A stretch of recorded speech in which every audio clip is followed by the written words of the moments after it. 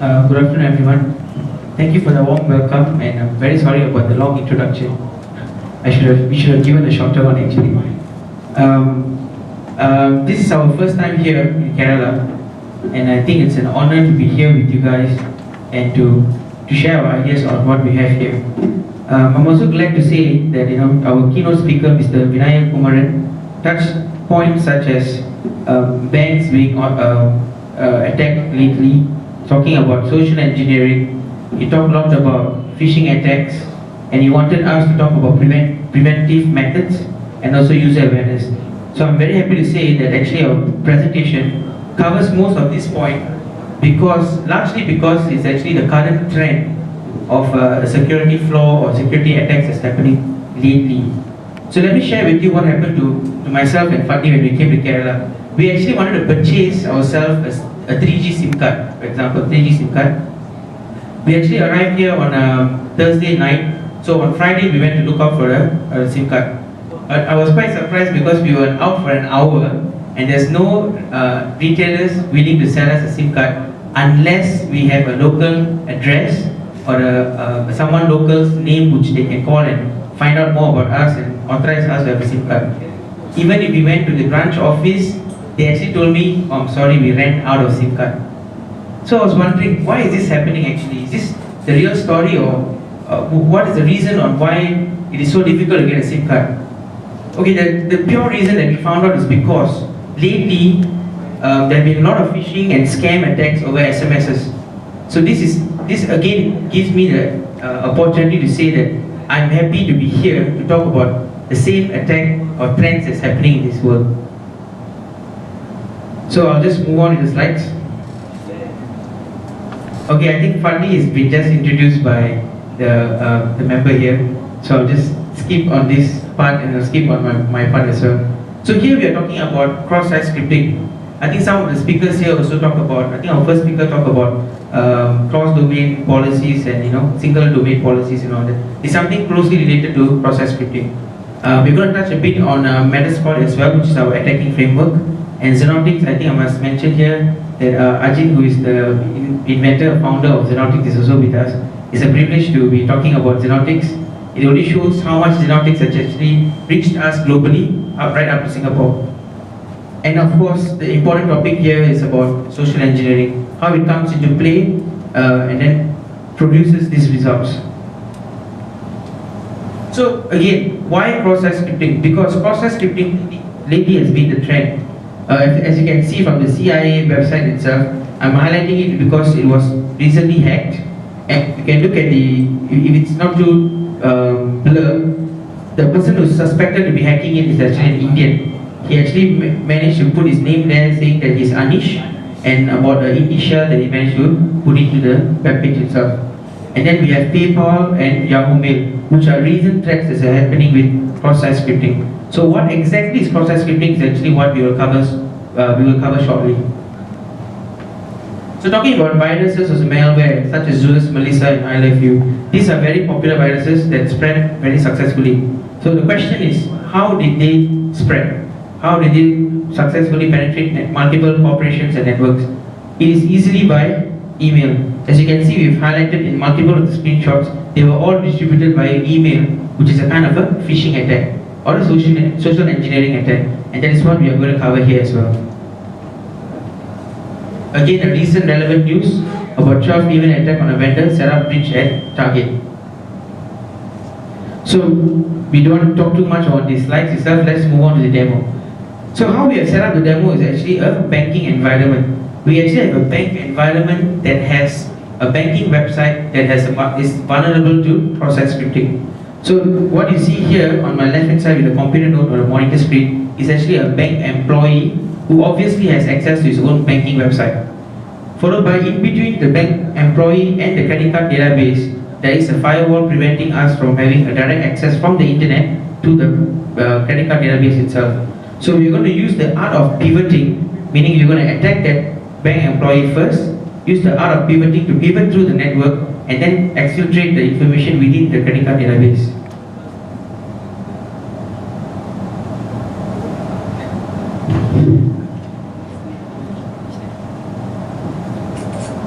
Hello.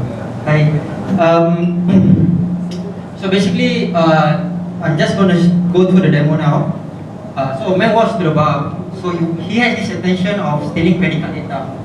So but the thing is, he knows that physically he is unable to access it because most of the database are not internet facing. It's not public facing. So hackers cannot access the database itself directly from the internet. So what they did is, what the hacker did is, they scanned the bank architecture, the network, the web application, and he found himself a cross-site scripting vulnerability. So I'm just gonna show you how the vulnerability looks like. Okay, say for example we are going to use this website. Okay, this is a demo site only. It's meant for you to test your web application penetration testing. So I like to use this site for demo purposes. So for example, this site, if you type in something like test, you will see yourself the result.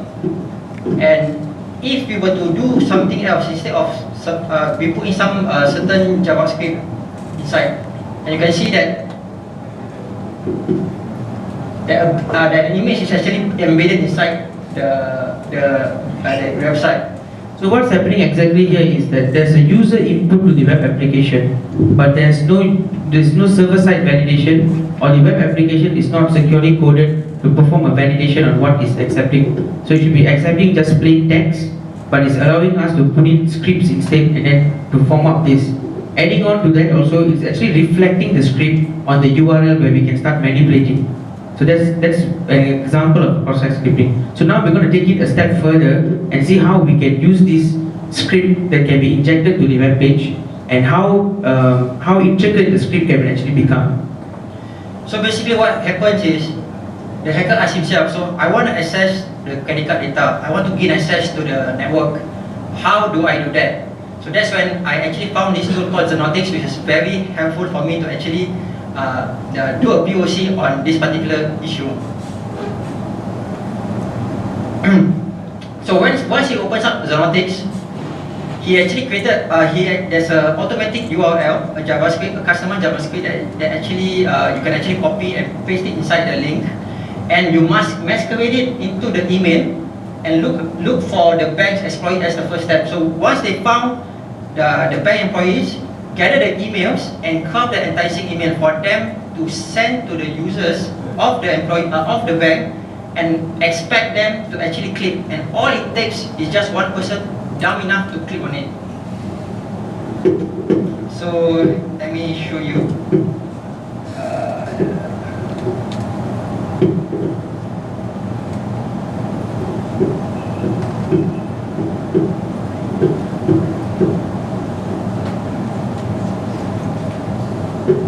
I think the Xenotix framework is not something new to you all. I think it's pretty familiar because the founder himself here would have presented it before in your previous events. So what Fadi is doing here is actually starting up a server that's going to be listening for the client who clicks on the link that we're going to provide to connect back to the server.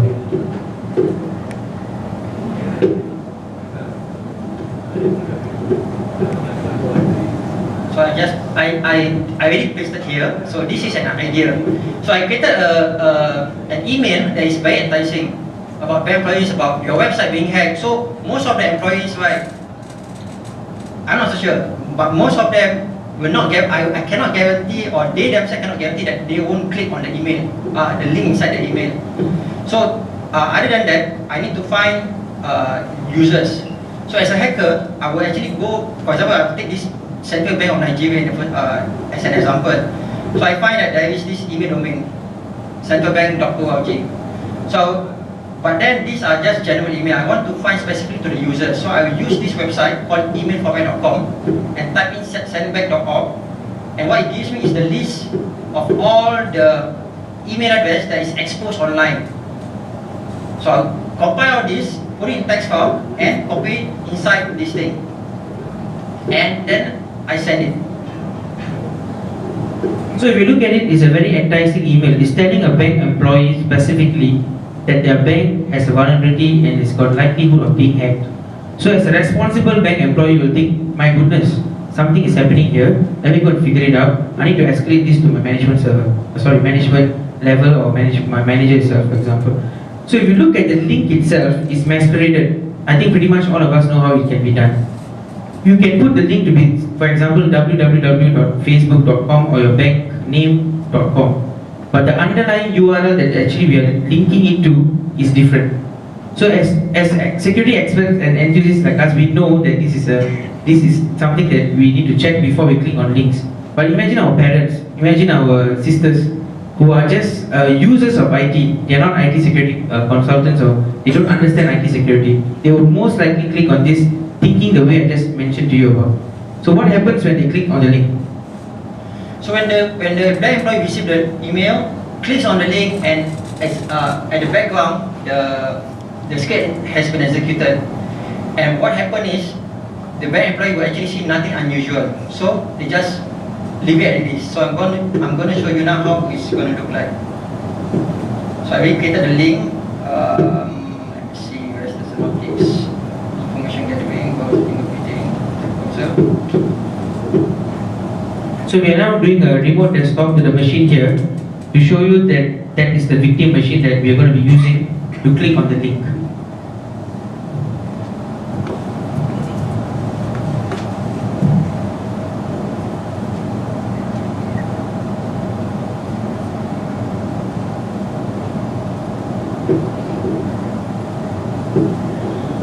So when the employee clicks, so there we go. So the employee sees nothing unusual, nothing to report to, because there's no client data being actually exposed online. But most of the employee, especially those are not aware about security or JavaScript and stuff like that, they will actually won't notice this script actually being executed. So at the background, we can actually see that Xenotix managed to actually collected this information that the link has been clicked on. So things like the browser, the version, and the Windows. So what happened next is, now I know that the person is using a Windows machine. If I want to create any payload, I know that what kind of program should I use to ensure that it can be executed on the Windows machine. So to confirm that I have complete, not say complete control, but I have a decent amount of control of the user's browser, I can just type in something like this.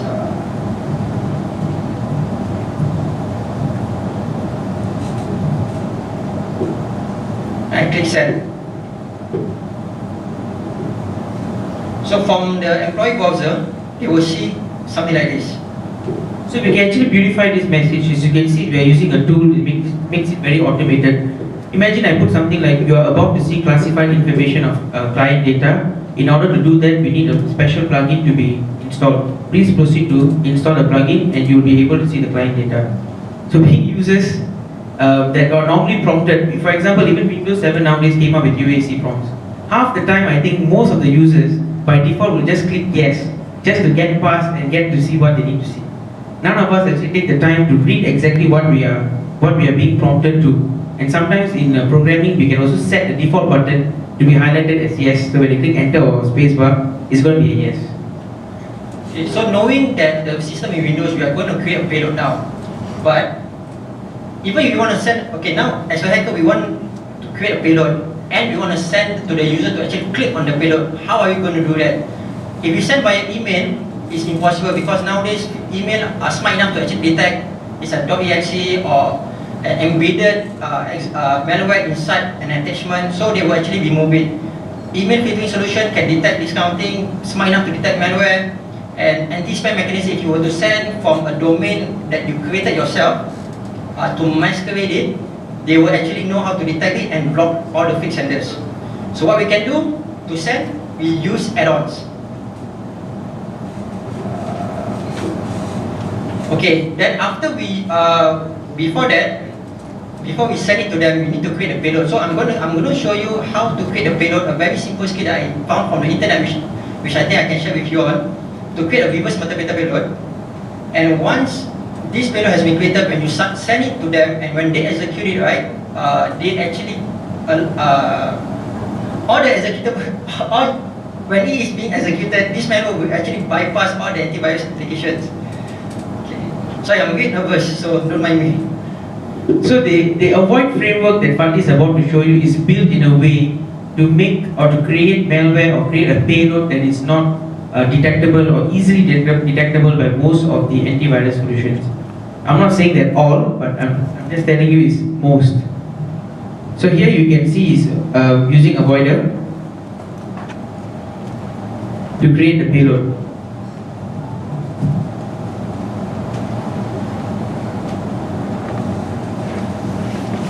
So this one will take about 1 minute. Just straightforward.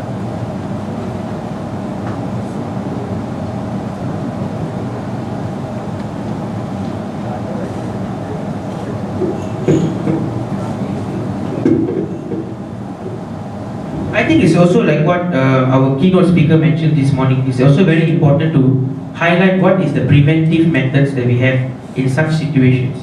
So you can see that we are actually spawning a web server that's listening for a client to come and connect.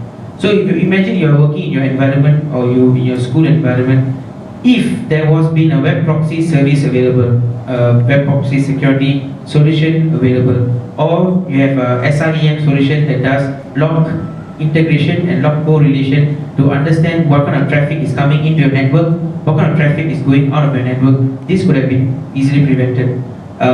Most of the firewalls in your environment will actually allow port 80 or port 443 for employees to browse the internet.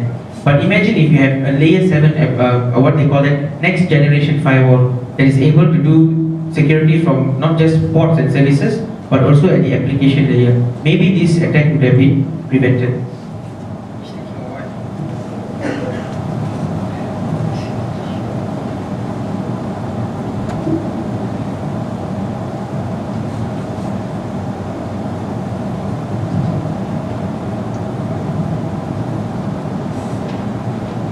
Not sure why it's taking a while now, hang on.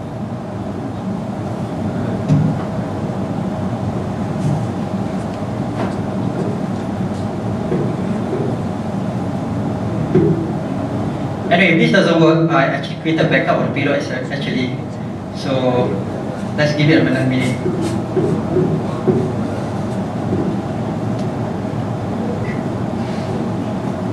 You know what is Murphy's law, right? That always happens to us, I don't know why. When I don't want a taxi, I'll see thousands of taxis passing me by. When I really need a taxi, I cannot get a taxi. So when I want to present, it's not working. But when I try it on my own, 100% of the time it's working. Okay, it's working now. Okay, it's working now. Okay, so basically you can see how stealthy you want your payload to be. So I have actually personally played around with this with these options 1, 2, 3, 4, and 5.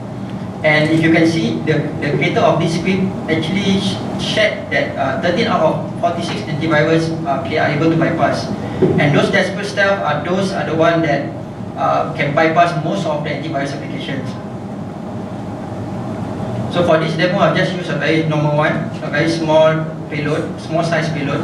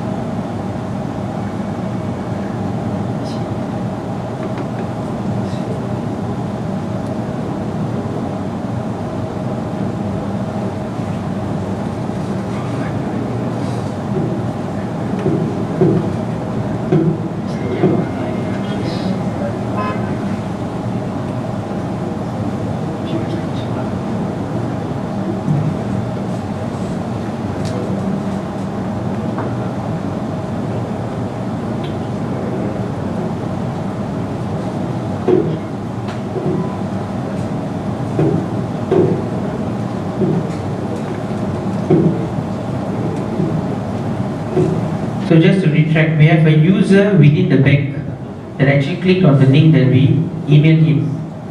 We have actually sent him a message pop-up box saying that in order for you to continue viewing the information or the classified information, you will have to click and allow add-on to be installed.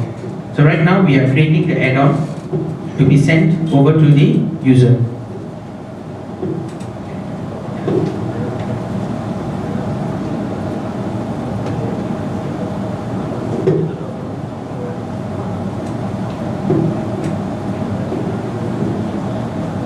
So now I already send it to the user's browser. So when they click OK, they should actually see something like this. So most of the time as users, right, they don't really care what is that, they will just click allow. And eventually, oh come on, okay. So they will see this and they will just click install. So they don't actually manage to actually read all this because they don't really care. So when the user clicks install now, what's going to happen is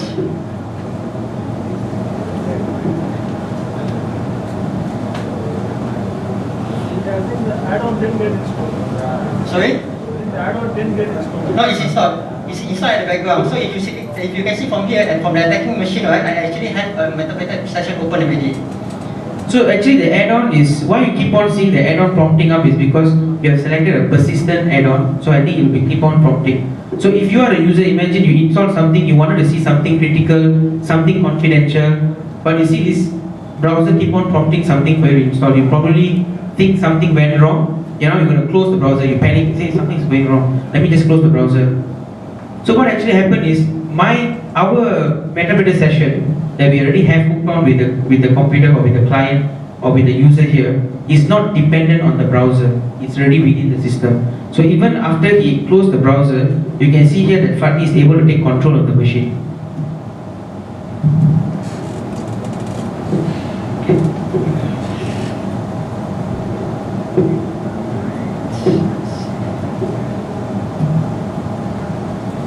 So next what I'm going to do is, after getting access to the browser, then after that getting access to the system itself, now the next thing that I'm going to do is to actually recon enumerate the network and try to find if there's anything juicy up that I can find in the network. So in this case, I'm trying to find a database which I can actually exploit. So as seen from the network architecture that we explained previously, the banker's computer passes through a firewall that allows him to query information from the database, which is part of his normal operations or normal work. So when we are going to leverage on that machine to see what is the possible access within the network from his machine itself. And that's what Fatih is going to do now. He's actually running an ARP scan to actually understand what kind of address that's been already resolved on by this machine or is accessible from this machine to the next machine on the network. I forgot to show you one thing. Actually, there's one thing that I want to show you. I'm pretty sure most of you know what Meterpreter can do. So I just want to show you this.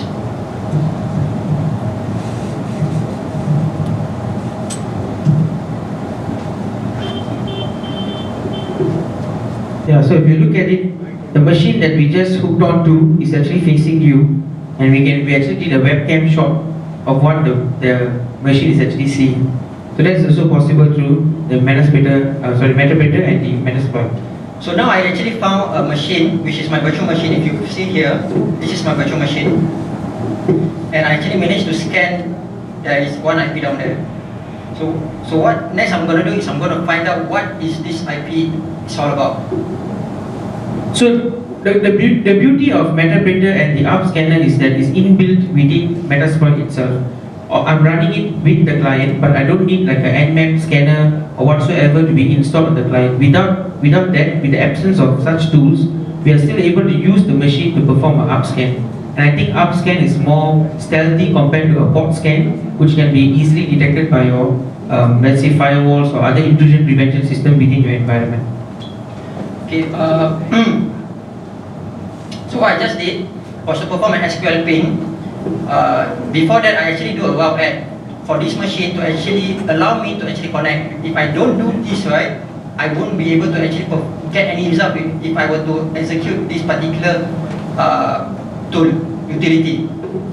So now that we find that there's this machine which is a credit card database, I'm going to find out more information, and in this case I'm going to do an SQL crack. Not really crack, it's actually brute force the password. So the route add command actually tells that to reach this machine on the network, which is the database, we are going to be using the machine that we have compromised. So that's what the route N is for. That's the art of pivoting. So by default, right, if you go to show options, you can actually see by default they will try to use an SA account, and most of the time database has this SA account enabled.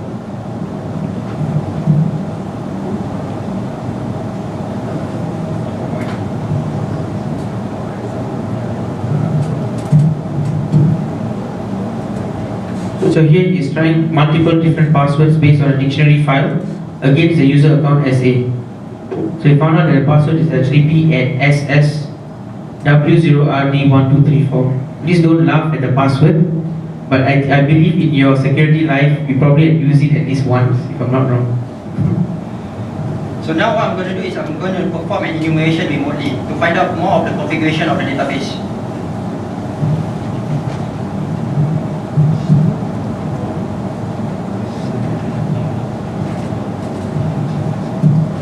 So at this stage, we have gotten the username SA account, system administrator account, and we've gotten the password for the database. What else we can do? We can actually pull out the configuration of the database itself. What are the stored procedures available? What are the executable procedures available, etc. So next, what I'm going to do is I literally has access to the SQL server. I have the username, I have the password. But now I want to own the server itself, the server that is hosting the SQL server. So how I'm going to do that is I'm going to use the art of pivoting. It's called art of pivoting. So basically it's a built-in module again, it's called pass the hash.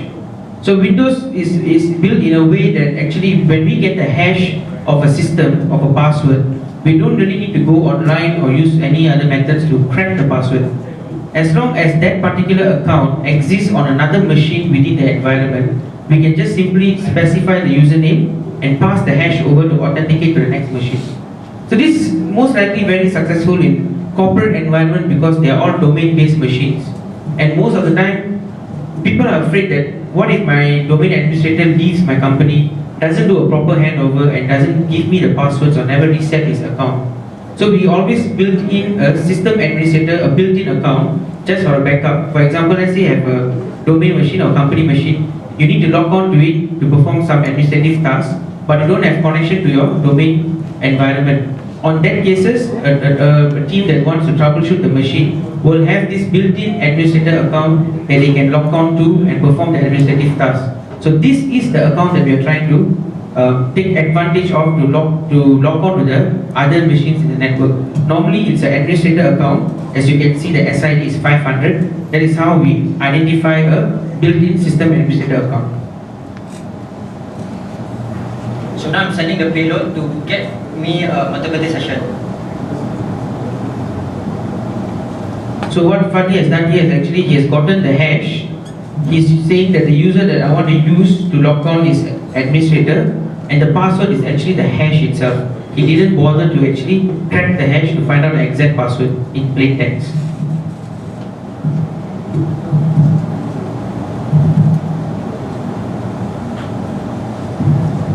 And then we are in. We have got complete control over the database server itself.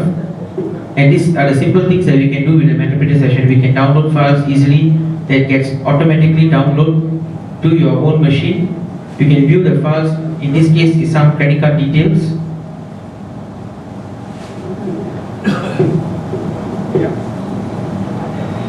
So basically, right, okay.